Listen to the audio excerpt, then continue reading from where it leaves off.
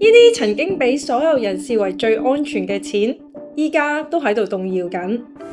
The U.S. economy is facing a make or break moment. Tariffs is the most beautiful word to me in the dictionary. Let's make it one big, beautiful bill, Mike, right? President Trump publicly calling on Federal Reserve Chairman Jerome Powell to lower 喺特朗 interest 普 rates. 明目張膽咁樣對聯儲局施壓改組減息，有一樣嘢係震撼成個金融市場。But today we're witnessing an historic decline in the value of the 唔 dollar. 係股災，而係美元大跌。美元喺今年裏面經歷咗50年以嚟最快嘅下跌速度，但係更大嘅問題係唔只係美元跌，另一個被瘋狂拋售嘅仲有美國國債。咁樣即係代表乜嘢？代表投資者正喺度拋棄一個恆久以嚟世界上面最安全、最多人相信、最多人買嘅資產。可能你會喺度諗，美元國債關我咩事啫？但係歷史話俾我哋聽，呢啲拋售最後都會波及到普通人。 New financial tremors tonight from Orange County, California,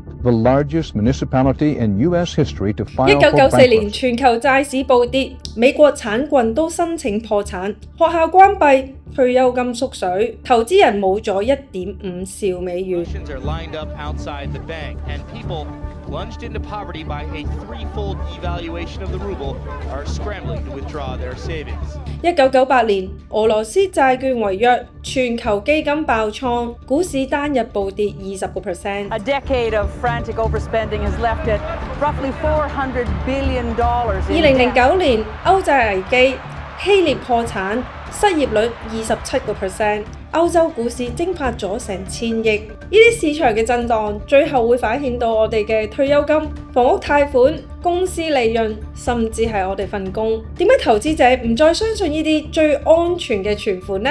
背後嘅原因又係乜嘢？佢哋對我哋有咩影響？投資者有啲咩要注意呢？股市又創新高，啲股票升到啊！哇，貴到唔敢入市，晚晚喺度呻冇入到市，仲要貨幣又跌，債市又咁動盪，真係拗爆頭啊！都唔知點做好。呢個時候，英國嘅 iFAST Global Bank 呢就幫到手啦。iFAST 受英國監管，母公司喺新加坡主板上市。想睇定啲先入市，但啲錢就咁放喺度咪嘥晒。iFAST 依家嘅活期年利率呢高達2.9%，定期呢更加高達3.55%，冇最低存款要求，未用住嘅外幣呢都可以透過定存鎖定高息回報，同時又可以避開市場嘅波動。就算你人唔喺英國啊，冇英國住址證明同埋身份證都可以開戶。例如你喺香港可以用香港嘅護照同埋地址證明。我自己係韓國居民啦，亦都可以開到戶口。我用咗 iFAST 咧已經1年幾啦，睇住佢哋嘅 Apps 咧升級咗好多。依家一個 App 搞掂晒所有嘅開戶手續，電腦都唔使用。平台有齊港元、人民幣、美元、歐元、英鎊等等8隻貨幣，而且所有嘅 iFAST 存款都受到英國嘅 FSCS 高達85000英鎊嘅保障。如果你人喺英國，你仲可以申請張 debit 卡喺海外消費撳錢。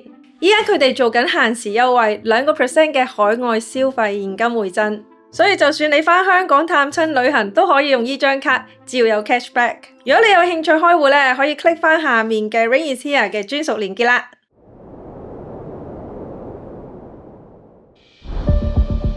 Now the British pound has fallen to its lowest level ever. £1 equaling about $1.03. Markets around the world slumped, fearing a deep recession. 呢個場景我哋其實係見過㗎。2022年9月23號。 I can announce today that we will cut the basic rate of income tax to 19 pence in April 2023. 英國首相 Liz Truss 上任唔到1個月，就推出半世紀最大規模嘅減稅，同時超預算嘅巨額開支。I have three priorities for our economy: growth, growth, and growth. We have taken decisive action. They crashed the economy. 市場被呢個赤字嚇到傻咗。 The City of London woke up to a currency crisis. 英鎊單日貶值去到歷史新低，英國嘅國債市場亦都崩潰。1個月裏面，股市同埋債市一共蒸發咗至少5000億嘅美元。 The Bank of England is expanding its emergency bond buying program. Would buy an unlimited amount of government bonds to try to stabilize the British economy. 最後，英倫銀行喺養老金基金直接爆煲之前，緊急用咗650億嘅英鎊，自己買翻國債救市。 This trust was forced to act by a crisis of economic confidence. I mean, we have damaged our reputation internationally. I am resigning as leader of the Conservative Party. 49日 Liz Truss 成為英國史上任期最短命嘅首相。冇錯，貨幣爆、國債爆係可以逼到一個國家嘅領袖落台嘅。 Moody's has lowered the United States credit Due to rating. increasing government debt and interest 三大信評機構都不再給予美國。今年5月，穆迪將美國嘅信用評級從 AAA 降到去 AA。呢個係美國喺超過100年以嚟首次冇咗呢個完美嘅 Triple A 評級，結果美元一直下跌，美債拋售加速。 4% in a 2-year, 4.5% in a 10-year, 5% in a 30-year. These are big. 債券拍賣越多，bid 嘅買家咧就越少。更嚴重嘅係呢個情況唔單止係美國出現，而係全球債市同步崩跌。英國、日本、歐洲、澳洲債價急跌，債息升到去幾十年以嚟嘅新高。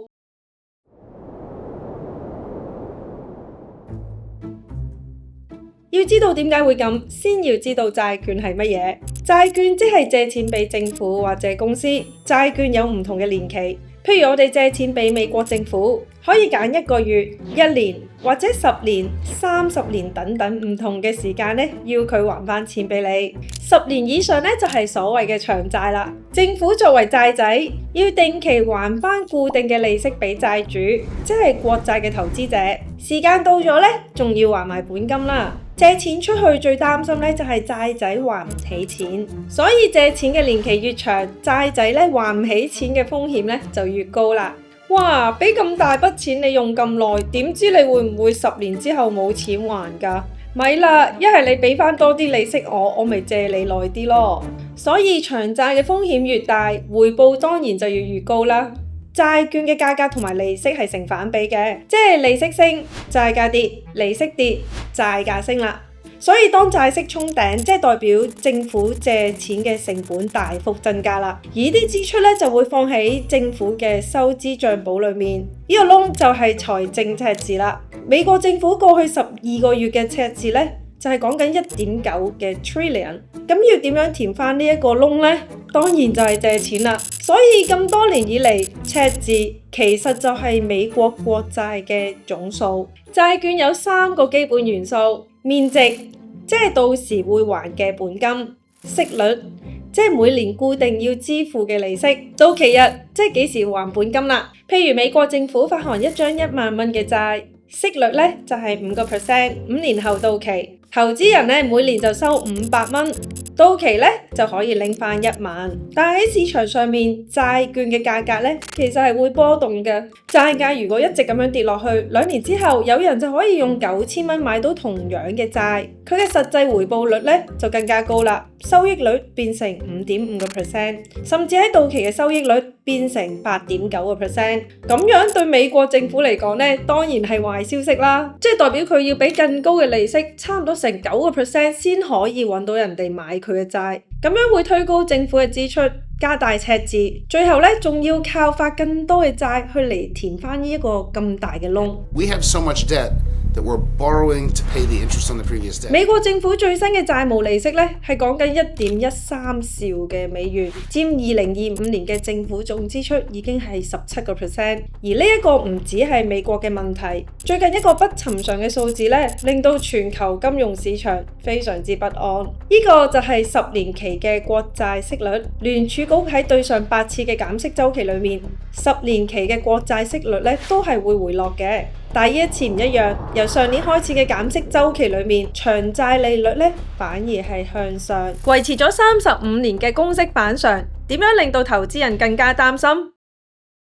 呢個公式咧就解釋到啦。如果呢杯水係名義值利率，即係你表面睇到嘅利息回報，譬如債券年息 5%， 紅色咧就係通脹預期，即係你哋覺得未來嘅物價會升幾多。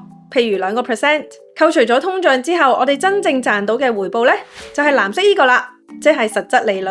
想象下你今日有100蚊，麵包依家呢係10蚊一個，但係下一年呢，呢個麵包就會升到11蚊一個。你將啲錢借俾人，淨係拎到2% 嘅利息，即係102蚊。但係麵包又貴咗喎，要成11蚊一個，你淨係可以買到9個麵包，比今日仲少。當然你就會咁樣諗啦，唔得，如果要我借錢出去，至少都要11% 以上嘅利息，我先願意借出去啦。所以作為投資者，你就要求更高嘅回報啦。因為你怕通脹呢會食咗你嘅錢，大家都唔想做賠錢嘅生意噶嘛，所以佢哋就會要求債俾更高嘅回報去補償翻呢一個風險。呢個額外要求嘅回報呢，我哋叫佢通脹風險溢價 （Inflation Risk Premium）。Inflation up, food prices up. Report shows inflation remained high last month. 美國、英國、日本嘅通脹到依家仍然未達到政府嘅目標，而亦都係正正呢一個額外嘅補償，全球國債嘅拍賣呢就變得非常慘淡，冇人買，唯有再推高利息。咁即係話咁多個國家嘅財政黑洞呢，亦都會越嚟越深。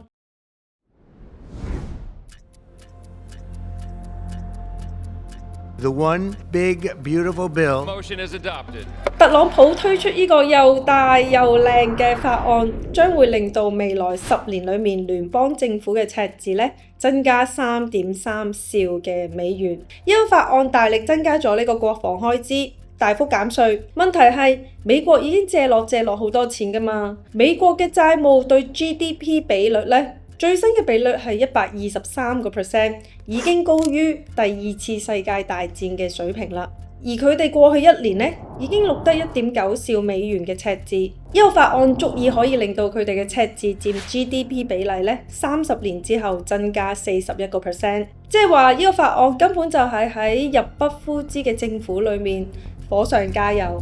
Chancellor Rachel Reeves could be facing a £51 billion black hole. Germany's parliament approves a huge spending surge. 115兆5000億円を超える來年度の予算案を閣議決定しました。全球咁多個國家嘅政府債務喺過去20年呢都不停咁樣上升，所以火上加油又點止係美國呢？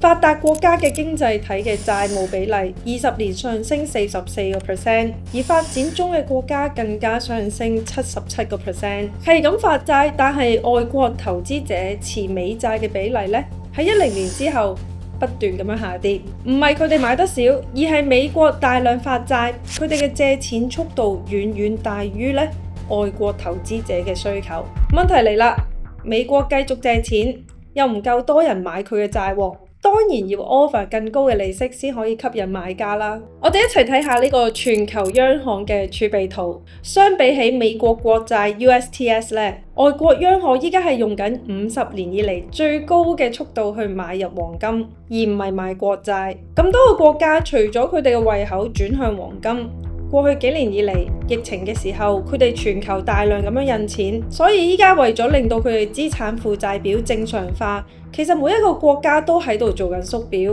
日本、英國同埋美國、歐洲都喺度結束緊呢個量化寬鬆嘅政策，減少甚至係停止買債。想學多啲可以睇返呢啲影片，裡面呢有詳細教咗㗎喇。當然啦，每一個國家嘅情況都有啲唔同，譬如日本啦，佢有佢獨特嘅資金回流效應。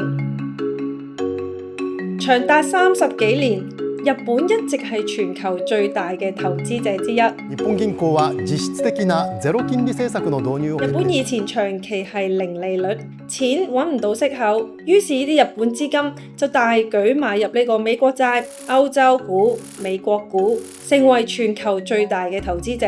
但係依家故事呢就反轉。日本銀行は2016年に導入したマイナス金利の解除を決めました。日本喺上一年正式結束呢個負利率政策，日債息升，即係日本嘅錢開始回流啦。保險公司、養老基金、國內銀行都開始加碼日債。日本一直都係全球最大嘅買家嚟㗎嘛，依家呢個金主突然之間縮手，長期利率更加容易上升，令到本身已經係高估值嘅股票呢更加高風險。咁點解頭先所講嘅全部都同股票投資者有關呢？我再講多少少。